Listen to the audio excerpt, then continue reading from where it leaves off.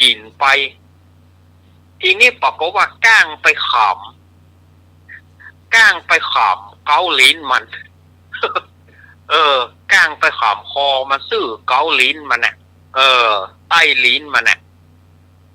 เอาแล้วคักเนาะก้างขำคอมันอ้าวมันก็ไปห้องลูกน้องมันพอมาช่วยกูก้อมกูจะตายแล้วกูจะตายแล้วก้างขำคอกูนี่หรอทีนี้หมาจิ้งจอกบริวารก็บอกโอ้พ่อนายเจ้านายก็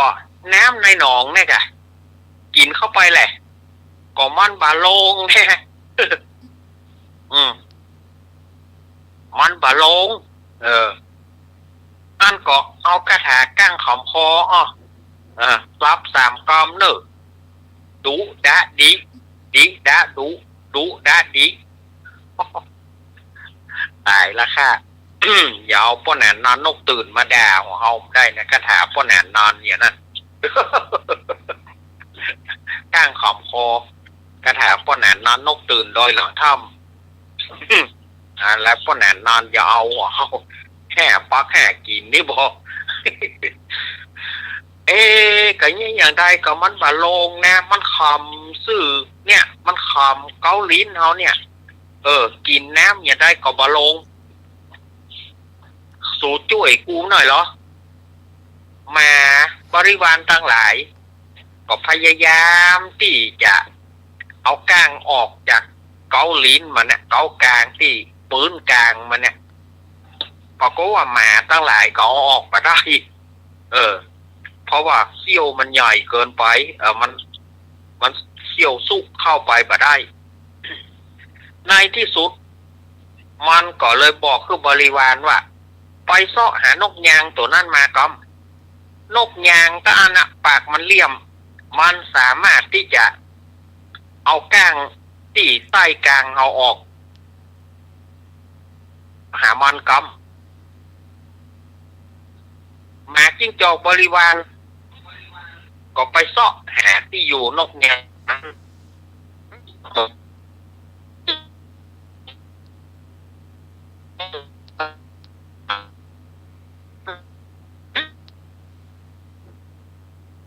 ประเด็นนี้เจ้าก้างขอบคอ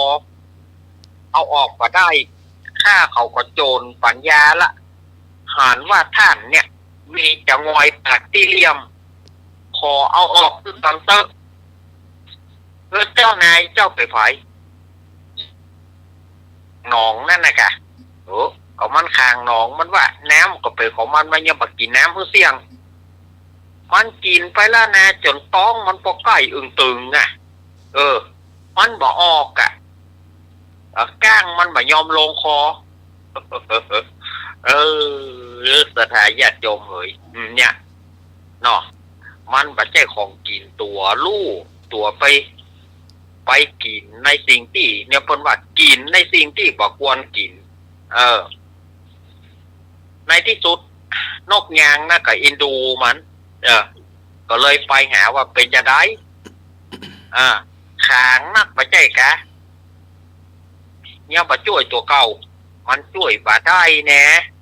ก็มันช่วยได้ตึงบ่ไปห้องสูแม่นี่หรอก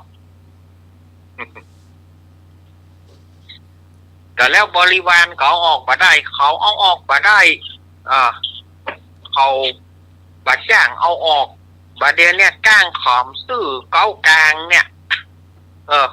มันติดซื่อเก้ากลางเนี่ยเนี่ยได้รู้มันลงเลยหรอนกยางตัวนั้นก็เลยบอกว่าอ้าปากเนอะอ้าปากแล้วนกยางนั่นก็เอาจะงอยปากเนี่ยแย่เข้าไปเมื่อแย่เข้าไปก็เอาพยายามเอาปากหนีบเอาก้างออกได้โอ้โหก็นับว่าเป็นโจกของมันอยู่เนาะนกกระยางมันปากมันเลี่ยมอย่างสดาญาติโยมนกยางนี่นะปากมันเลี่ยมขามันยาว ปากมันเลี่ยมขามันยาวมันก็เอา จะงอยปากมาเข้าแย่เข้าไปแย่เข้าไปจนถึงเกากลางเกาลิ้นของหมาจิ้งจอกแล้วก็ดึงเอาก้างออกมาว่ะโอ้เป็นก้างขนาดยาวกำนั้นมันก็เลยอนุญาตบอกว่าเจ้านกยางเอ๋ยตั้งแต่นี้เป็นต้นไป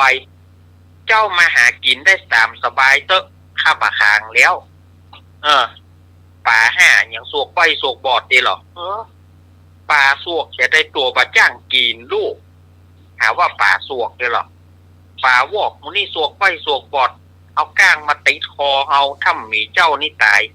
เจ้ามาหากินเตอะกินเตอะตามสบายหนองนี่มันปัจจัยของข้าแต่นะมันเป็นของสาธารณะมันเป็นของเปิ้นมันมีตั้งแต่โบราณขึ้นมามันปัจจัยของข้ามาเตอะมาหากินได้ตามสบายหรอข้าจะพลิกไปป่าที่อยู่ข้าละอยู่ในป่าสบายใจกว่าเนี่ย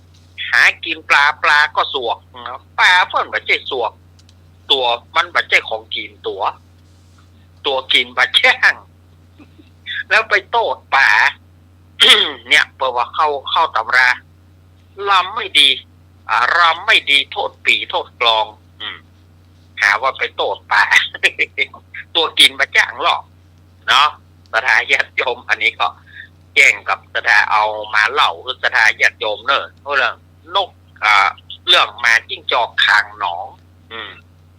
ตั้งแต่อันมันก็บอก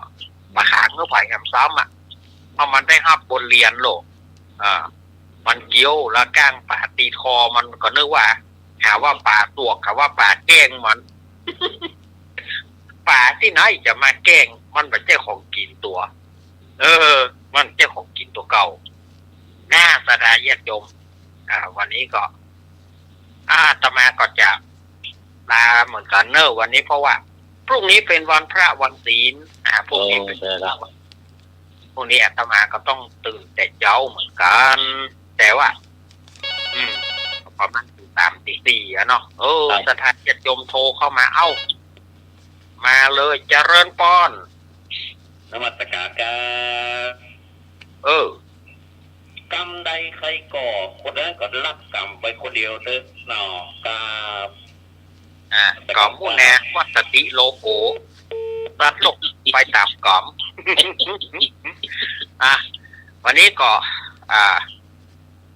ขอบคุณท่านอาจารย์วิสุวัฒน์วรกิจโจนะครับที่เอื้อเฟื้อเวลาเข้ากับผม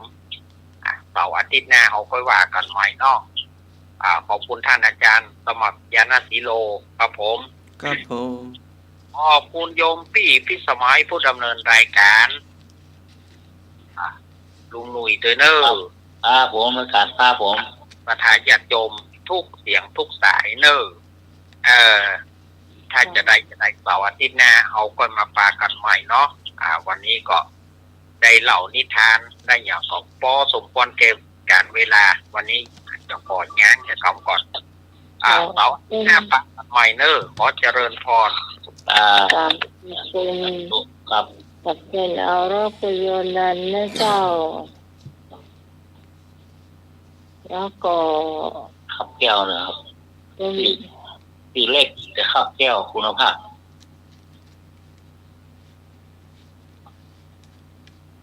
เจ้าวันนี้ให้หนุ่ยจะต่อก็ต้องมาไว้นะเอาตึกตัวเก้านะครับวันศีลไว้กับโจ๊กครับอาจารย์สำรับโจ๊ก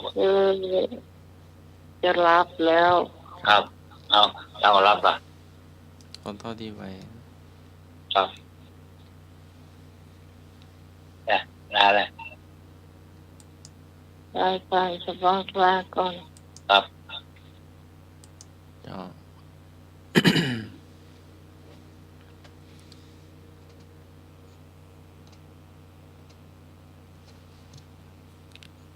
อัตตะเมวะปัทมังปฏิรูเปนิเวสเยอัญญมนุสสาเสยยะนะกลิตเสยยะปันทิโต บัณฑิตทั้งหลายตั้งตนไว้ในคุณอันสมควรก่อนสอนผู้อื่นภายหลังจึงไม่มัวหมองคุตการนิกายธรรมบทค่ำคืนนี้ก็ขอกราบนมัสการและเจริญพร สาธุสาธุสาธุครับผม ครับค่ำคืนนี้ขอบคุณ คุณผู้ฟังที่อยู่เป็นกู้เป็นกิมกันจนถึงช่วงเวลานี้นะเจ้า วันนี้ต้องขอสมาภัยคุณผู้ฟังตัวที่อยู่ตึกตัวอีนะเจ้า วันเสาร์อาทิตย์หน้าเราจะมาว่ากันใหม่เนาะสำหรับวันนี้ขอบคุณพระอาจารย์เตอครูสมุยสวัสดิ์กิจโจผู้อำนวยการสถานีเจ้า ขอบคุณพระอาจารย์